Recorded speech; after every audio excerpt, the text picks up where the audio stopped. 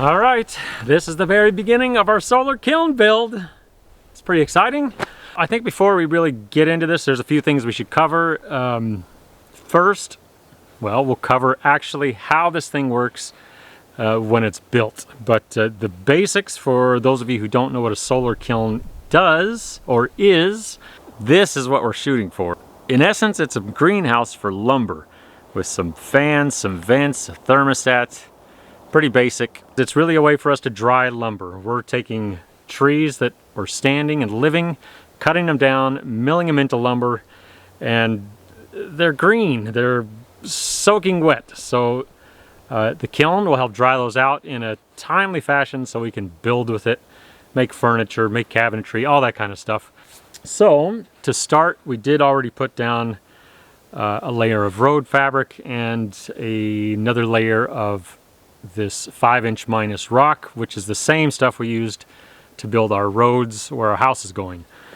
That'll give us a little elevated platform, so hopefully water will drain around that, as well as a 6" poly vapor barrier that will be underneath the kiln, so hopefully moisture won't be going up into the kiln from the ground. We are putting it on skids because this may not be the best place for the kiln in the long term. We've got a whole bunch of trees right over here that springtime, they may be full of leaves. We might not get the kind of sun we need, or we may just find a better spot that's more useful. So if we decide later on we want to move this, we're putting it on skids so we can either drag it with a backhoe or pick it up with some forks and move it if we want. We are going to make the flooring and the siding, interior walls, all that kind of stuff with lumber we make versus buying plywood. One, it saves a few bucks, but that's really not the important thing to me for this. It's more that taking our trees, milling them, and turning them into what we need is oddly satisfying. Really a lot more satisfying than just buying a sheet of plywood at the hardware store. So we're gonna get started and hopefully get some of this done before the sun goes down and the snow comes in.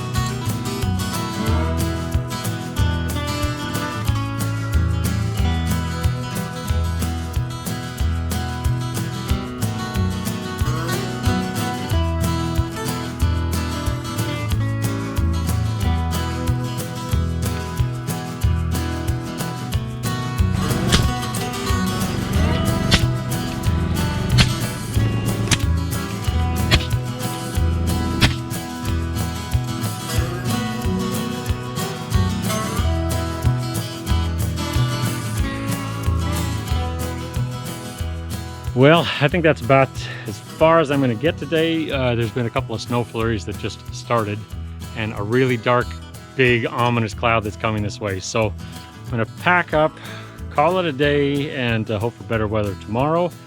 But got a floor down, or at least the frame. That's some progress, I suppose.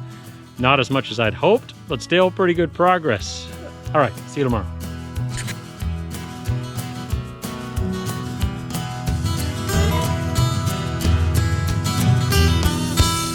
Morning. Well, the snow never came.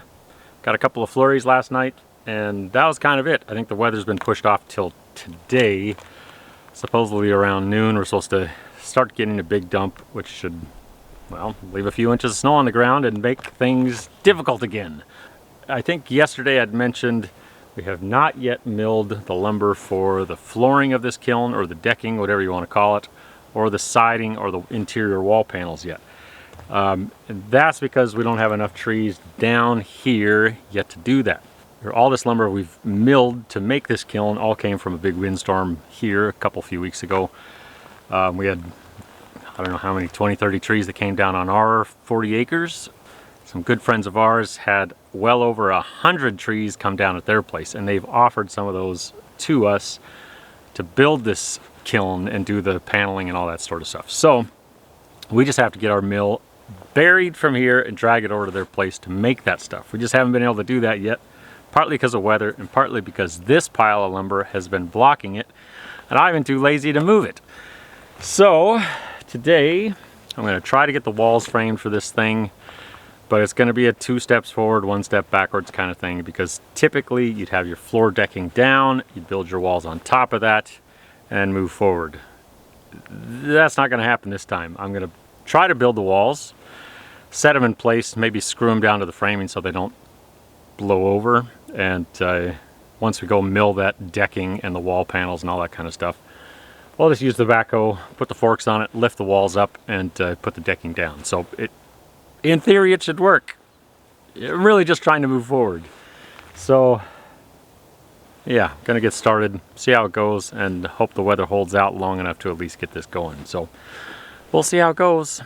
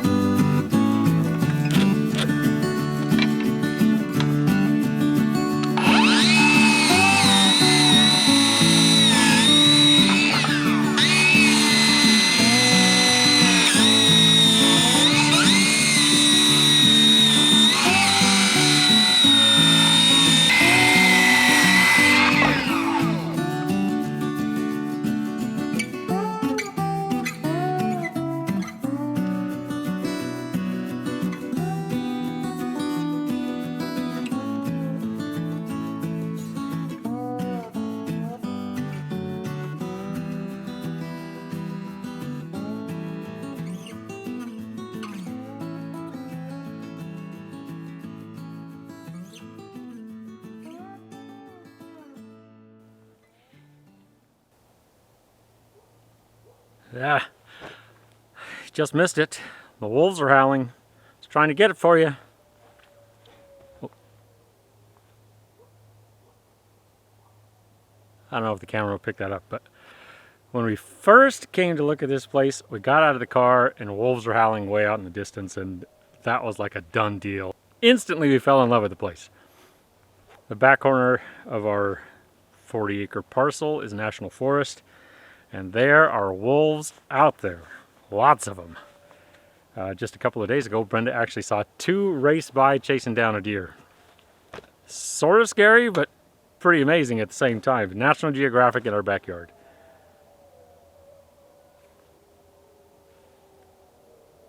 Can you hear them? I don't know if this will pick it up, but it's incredible. All right, well, got one wall done.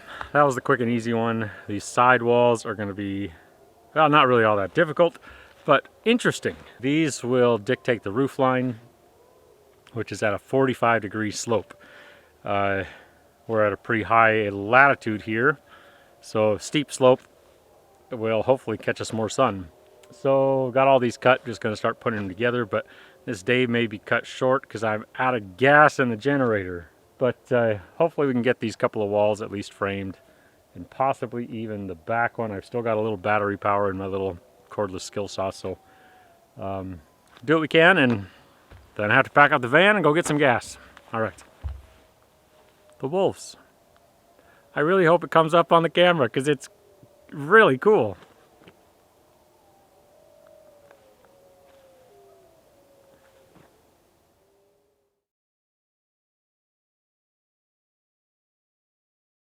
Well, I'm just about as far as I can go at the moment. Out of gas for the generator, skill saw battery's dead, and I need some nails that don't take a gun to drive. I've just taken the clip apart to drive a few nails in here.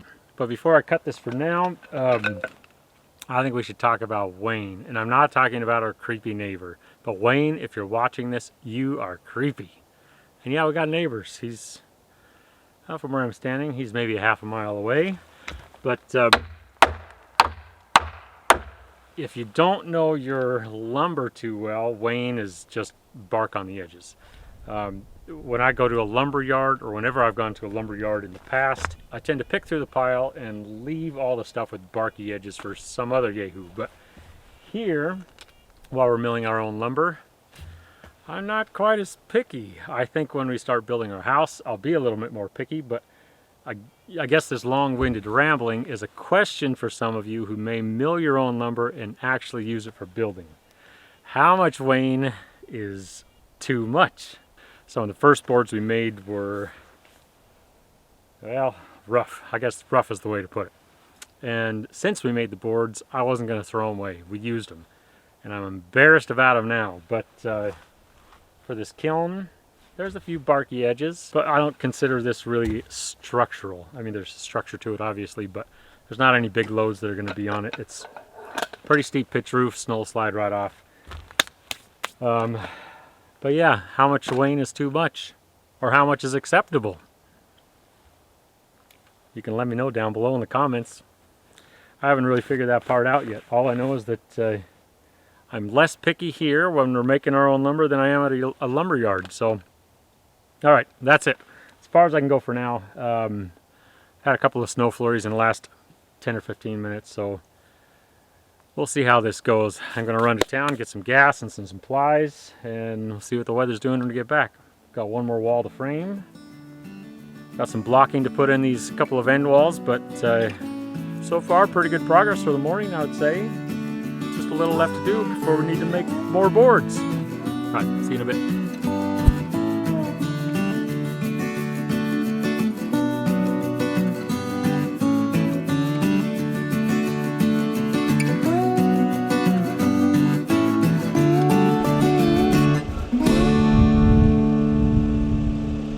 Just in time.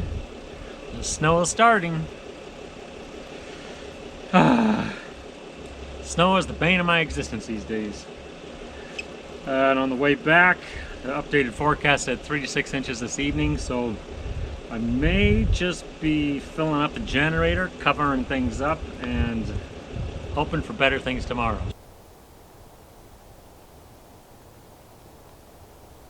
Well, I suppose that is about as cleaned up as I'm going to get. Anything that's left on the ground will be lost till it thaws. But I guess we'll see what the weather looks like tomorrow.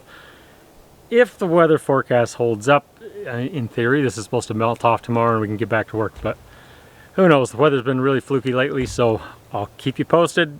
Thanks again for watching. We'll see how it goes. See you later.